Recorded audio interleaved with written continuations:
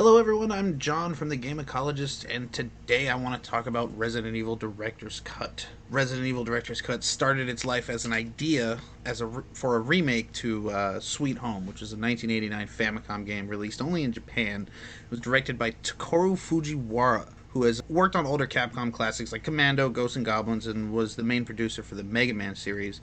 He had an idea to remake Sweet Home for the PlayStation for what was at the time current gen hardware.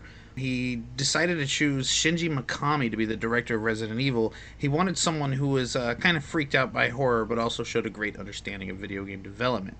Mikami in the past had worked as a producer and designer on a few of the later Disney Capcom games towards the end of their legendary run with that license. He worked on games like Who Framed Roger Rabbit, Goof Troop, and one of my favorite games, the Super Nintendo version of Aladdin, which had Takeru Fujiwara as an advisor. Resident Evil 1 was released in 1996. The game originally had two versions.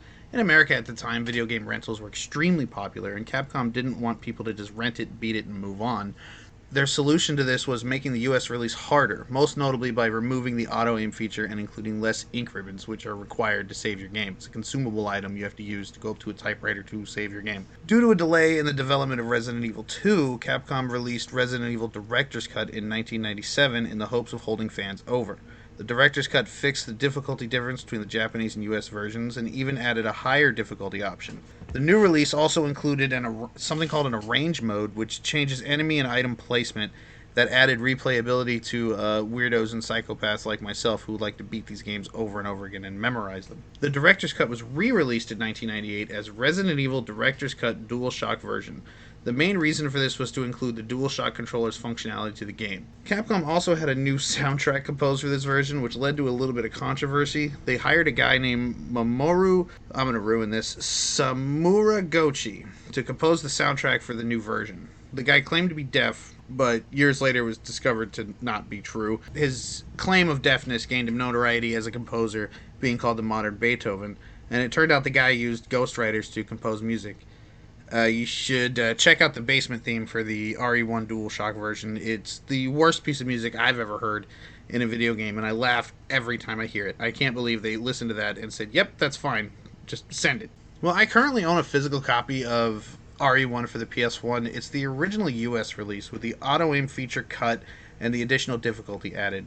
Well, I'd be fine with the additional difficulty. After playing the later versions with the auto-aim, I find this version just impossible for me to go back to.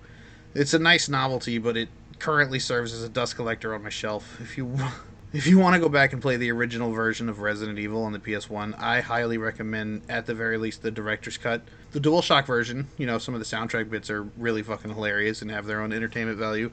As a kid, I never really did well in competitive games. I typically came in last in Mario Kart, got absolutely bodied in Street Fighter by my older brother, who will jump at the chance to tell anybody about it anytime he can. But despite all of this, my love for video games never really dwindled. I just needed to find the right thing for me. This is where things like Zelda, Final Fantasy, and most importantly, Resident Evil came into my life.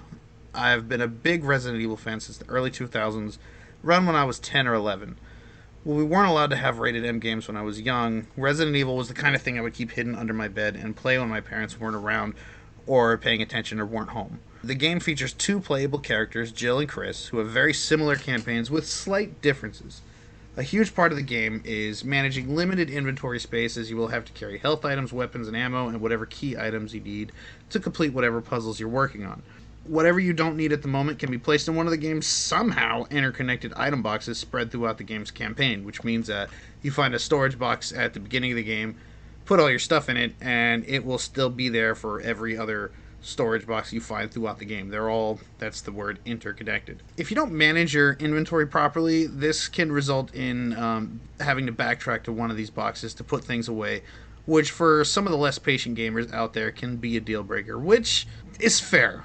I get it. When people say, I don't like these games because you have to do this, I think that's a valid take. I think you should maybe push past that and see what else the game has to offer, but if you're just completely turned off by something like that, I don't think that makes you a bad person. Playing as Jill offers more inventory space and access to a grenade launcher, but she can't take quite as much damage as Chris. Jill also has many interactions with Barry Burton, who appears periodically throughout the story to help Jill. Playing as Chris offers less inventory space, no grenade launcher, but he can take a bit more punishment than Jill. Chris also has multiple interactions with Rebecca Chambers, who can do things like heal your wounds and help out in a particular boss fight that I won't spoil here. Both of the campaigns are very similar, but there's enough here to offer at least 2 runs of the story, in my opinion. I'd recommend playing as Jill first. Her campaign is probably going to be a bit easier for new players. The game uses what's known as fixed camera angles and tank controls. The fixed camera angles mean the player can't dictate or manipulate where the camera is pointing, which is done intentionally by developers to add a level of uncertainty while you explore the vast mansion the game takes place in. Every enemy type makes a distinct sound, so upon entering a new room, you may not be able to see what creatures are lurking off camera, but you can hear them. It was done intentionally by the game's director to basically, you only get to see what he wants you to see, and you don't have full control over what you're looking at. The tank controls refer to the way you move your character. Pressing up will move the character forward, regardless of the changing camera angle. You can't move and shoot at the same time. You have to hold the button to aim your weapon and press a separate button to fire it. Every resource in this game is finite, which means ammo, health items, and the consumable items you need to save the game are limited. Choices have to be made when you decide to fire your weapon or roll the dice and try to run past enemies. So you can think like, do I want to spend the 6 or 7 handgun rounds it takes to actually kill a zombie, depending on what difficulty you're playing on, or do you want to run past them, which could mean you use no items, but you could risk taking damage and have to use a health item, which all of these things I've mentioned are limited. It is absolutely possible to soft lock yourself in this game, so you need to conserve ammo whenever possible. It means you can get to the final boss and not have enough ammo to kill the final boss and be totally screwed, or not even be able to make it to the final boss. The game takes place in the outskirts of the fictional Raccoon City. Bizarre murders have been taking place in and around the city, with the victims showing signs of being savagely attacked and partially eaten. A unit from STARS, which is the Special Tactics and Rescue Service, was sent in to investigate, but contact was lost after their helicopter went down. Another unit from STARS was sent to find them and is immediately attacked by monsters and chased into a nearby mansion. So going out the way you came in isn't an option. Your goal is to find another means of escape and investigate what actually went on here. You have to navigate the mansion, searching for keys to unlock different sections and solve puzzles while avoiding zombies and other monsters that are waiting to kill you.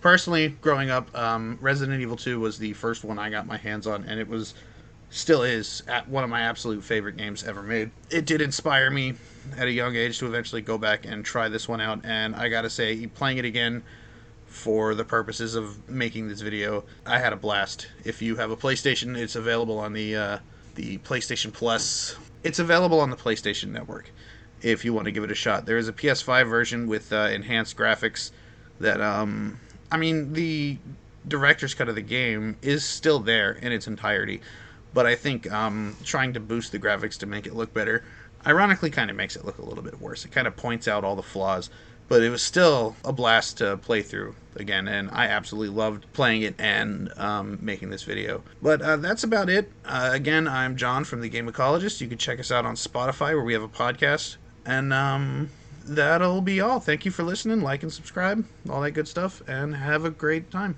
Be excellent to each other.